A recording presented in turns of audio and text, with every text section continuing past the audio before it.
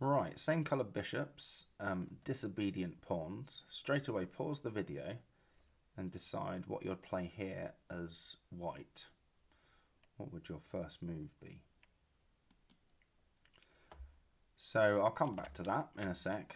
But first of all, this position, which I've already been through in two different videos. I've been through sort of the actual game that went on, and I've also covered it in a Zugzwang video where Black's already played this G5 move, and yeah, you've got to use your bishop to move around attacking the pawns. I mean, the way in which White wins it, or tries to win it as it turns out, is very similar whether the black pawn's on G6 or G5. There's sort of some moving around triangulation.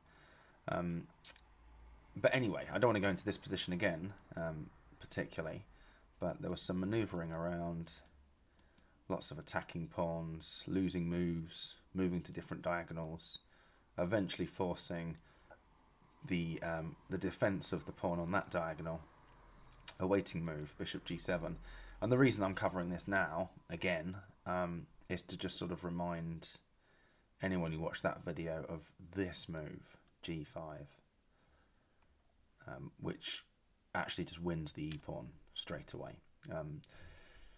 So the rules of bishop endings, same colour bishops, is generally we put our pawns on the opposite coloured square to the colour of the bishops, and we fix our opponent's pawns, if we can, on the same colour as the bishops. So dark squares in this case, because yeah, I mean that's what we want to do to try and attack them.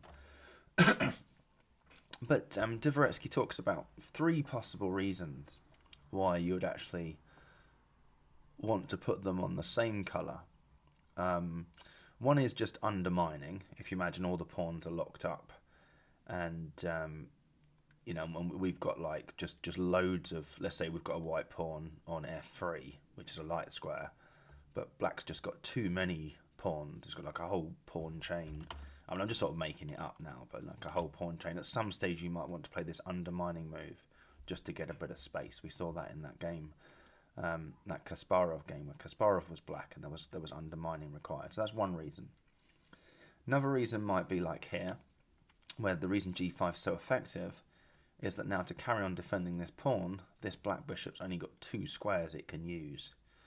And that basically means it's losing one of these two pawns straight away. So to restrict the movement of your opponent. And the third reason is that you can actually create a fortress as the defending side. It gets to a point where the position's so blocked and so bad that there's just no way in. Hence the undermining idea being needed for the attacker. So those are three things to think about, three things to look out for where you would break the rules, where the pawns would be disobedient of the rules. So this first position is from a 1993 game. I still don't really understand it, other than I've got as far as understanding that I don't understand it. I'm trying to work out why I wouldn't play King D4 next time. Okay. I'm not sure I can. I need to keep thinking about it. Why wouldn't you play King D4? It just seems such an obvious move to play. But we see that sort of impregnable fortress idea straight away from black. King D4 doesn't win. What I find even more interesting is that the engine says King D4. I'm looking at my engine now at depth 46. It says King D4 is the best move and is a plus 1.6 advantage for white. And as soon as you play it, it says it's a plus 0.7 advantage for white. So I've played the best move in the 1.6 advantage. It's down to 0.7. Then black plays b5 and the advantage has gone down to 0.6. And this is like, why would anyone play that move? You've just put your pawn on the same colour as the bishop. So the bishop attacks it. And defence. We're now down to a 0.1 advantage just from some fairly obvious natural moves. King back to c3, king into c5, you're not coming in. b4, that's the b5 pawn, locked permanently on a light square. King back to d6. And there's just no way through. it's kind of just so bad that white's got no way through. This is a fortress, basically. So in the original position, king d4 is the wrong move. And actually you need to restrict the black bishop's movement and restrict black's ability to set up that fortress by just playing these sort of disobedient moves. You just disobey the rules. To be fair, this is the engine's second best move. It's only a plus 0.6 advantage, but it keeps the advantage. Now what would you play as black? Pause the video and have a go at this. What seems like a pretty obvious move to play as black.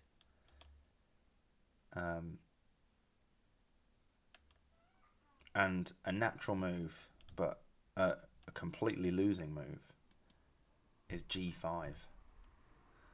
It's like, what? What's going on? You know, white's put his pawn in the white square. I'm now fixing two of white's other pawns on white squares. You know, you'll be telling me in a minute that white needs to play f5 and b4, b5 and put all their pawns on white squares. And this is just crazy. How is g5 losing? And we'll come back to that. But the correct defence is to attack the a pawn. I suppose bishop d7 is another reasonably obvious move. Okay, so what can white do about this? Well, they could give up on the a pawn and play king d4. There's the a pawn gone. Bishop takes d5. Bishop back to c6. e4. Now black can play g5.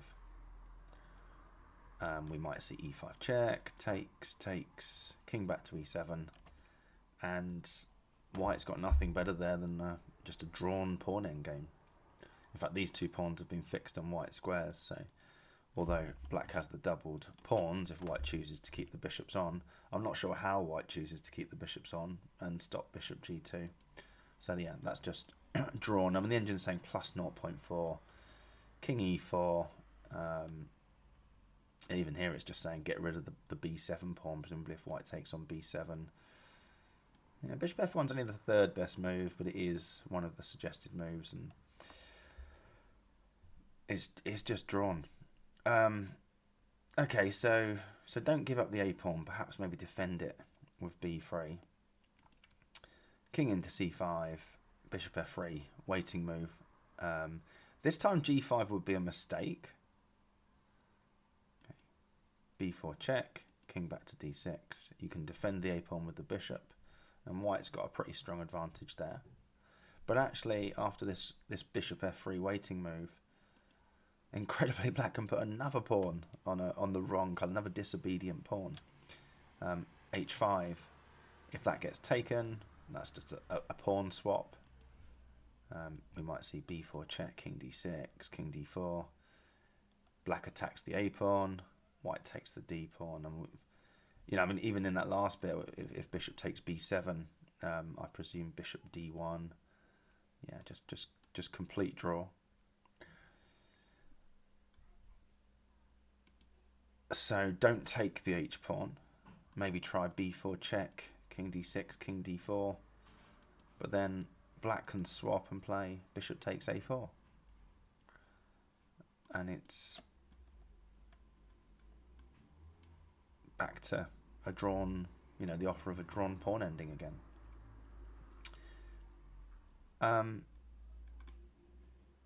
So yeah, right at the start, a4, miles better move than king d4, just disobedient pawn. Black should draw with bishop d7, just attack the a pawn. Again, I'm trying to work out how I would know that sometimes g5 was the right move and sometimes it wasn't in some of those lines. I guess I just need to spend more time thinking about it, but at least I understand enough to know that I don't understand it, and that same coloured bishops, it's not just follow these rules blindly. There's sometimes something to be said for putting your pawns on the same colour as your bishop. If you're the defender, you do it to create a fortress. If you're the attacker, you do it to restrict the movement of your opponent's bishop, or possibly to do some undermining, although the undermining didn't really come into this position. Anyway, g5, perfectly natural move. It's wrong. Okay, now the white king comes into d4. Bishop f7, bishop f3. Both sides just sort of, black's just playing waiting moves there. Bishop e6. F5. That's another pawn in the white square. White is just winning this massively now. It's like, really? You just put another pawn in the white square? How you breaking? This is just madness. Bishop back to f7, b4. Pawns in the crosshairs. Guess white's next move. Yep, b5. And bishop back to f7. So look at this. White's got 1, 2, 3, 4, 5 pawns. White's played 6 moves, and in 6 moves managed to go from 2 pawns not fixed on light squares, just happen to be on light squares at the moment, to 5 pawns fixed on white squares, and yet it's now +5. It's just completely winning. And it's all to do with the movement of the black bishop. The black bishop's just got nowhere to go. And at the end of the day, this pawn's fixed on a light square and has been the entire time. And that pawn's just going to get 1. It becomes the most important pawn. All white does is swing the bishop round to this diagonal. And I don't even think he needs to wait to play e4. I think he can just play e4 straight away. I'm just trying to work out, does he care if the bishop's on f7? Does he care if it's on g8? Not really. Yeah, I mean, I think e4 is slightly the best move here. Just out of interest, if I play bishop a2 and bishop g8, is it telling me I should play... Yeah, still just play e4. And bishop b3 is nowhere near as good, apparently. No idea why. I suppose if the bishop's on g8, that's an even worse square, so you should play e4 now. Anyway, so e4, bishop back to g8. This time bishop a2 was played. That looks like a bit of messing about. It is just messing about. They're both just as good as each other. Bishop f7, I'm not sure why, but I mean, this is actually following the game. Takes, and this is just a completely winning pawn ending. We've transposed him to a completely winning pawn ending. So I suppose we're out of the same coloured bishop aspect of this. So I guess just go back to that position there. That's where you wanted to be from there. Oh yeah, I don't like that position. I want that position. Because even though I've now fixed virtually all my pawns on light squares, the black bishop's even worse. So all of these disobedient pawns, disobeying sort of the classic rule of bishop endgames and which pawns you want to fix, which colour squares you want your pawns fixed on, given that we've got a light square bishop. They've all just disobeyed that rule, and it's a completely winning position. Completely winning pawn ending here. I mean, it's also instructive just to see how it gets finished off. King back to c7, king c3, king to d6, king c4. So a bit of messing around there. King into e5. I mean, if black just goes back, then we could play king b4, king d6, a5. And at this point, if black takes the pawn, a6 is going to decide. Okay, and if black doesn't take the pawn, but instead tries to take on a5 first, then just the simple, our king's going to win the f6 pawn. Okay, I mean, king e7 is going to be met by king e5, but then we've got king f7. Okay, completely winning.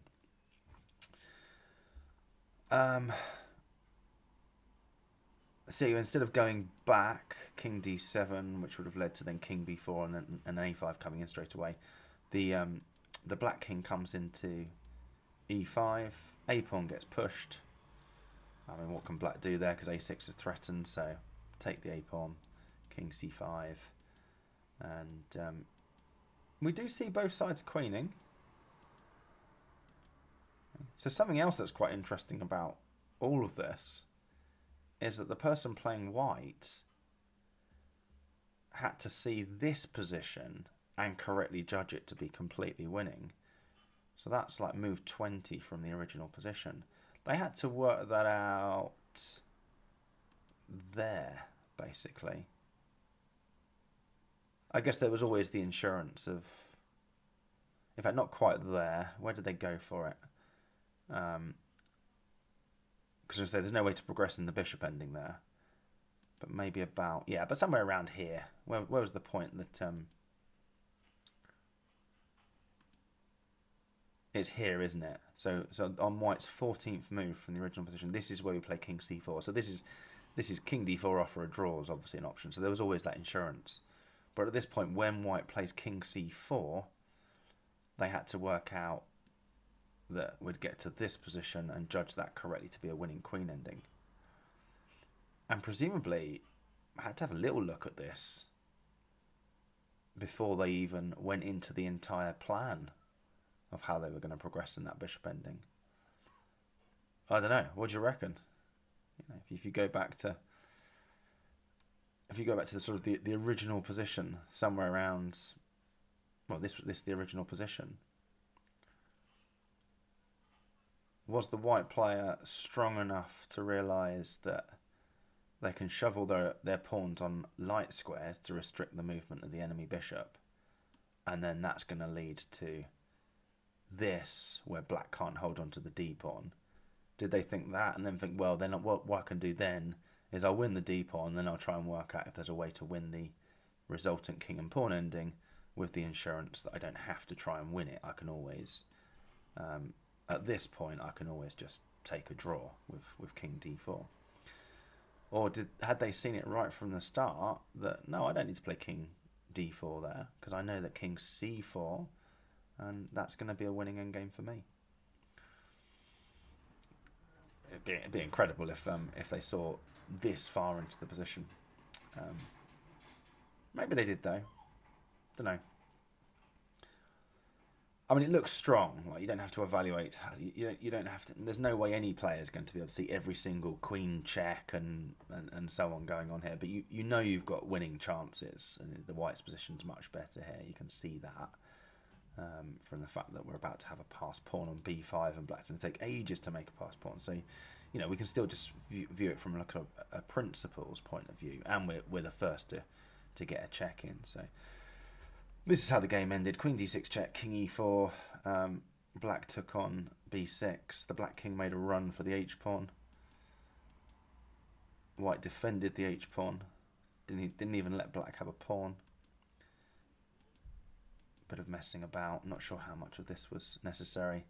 White realises the h-pawn has to go in order to make progress. They've got to get their queen up to support the b-pawn, but it's obviously a calculated risk. And black resigned there. So disobedient pawns. I think it's worth seeing just the first 6 moves again. 3 reasons, if we've got same colour bishops on light squares in this case, 3 reasons we want to also put our pawns on light squares. The defending side wants to put their pawns on light squares because it can sometimes mean they create a fortress. And the attacking side sometimes wants to put their pawn on light squares because it really restricts the movement of the opponent's bishop. The third reason that usually the attacking side, possibly the defending side, but probably the attacking side wants to put their pawns on dark squares would be maybe some kind of undermining thing. I don't think h4 would be a particularly useful move. It would be a dreadful move in that exact position, but the undermining thing, sometimes it can give you just a bit more space to work. Like your opponent's got 4 pawns fixed on dark squares. You only really need them to have 2. 4 pawns fixed on light squares. You only really need to have 2 to go in and make progress. I got my light and dark mixed up the wrong way around there, but those are your 3 reasons. Restrict opponent's bishop, create defensive fortress, or undermine, and that was just yeah, an unbelievable example of disobedient pawns. And like I say, I'm going to spend some time trying to understand more what happened in that game.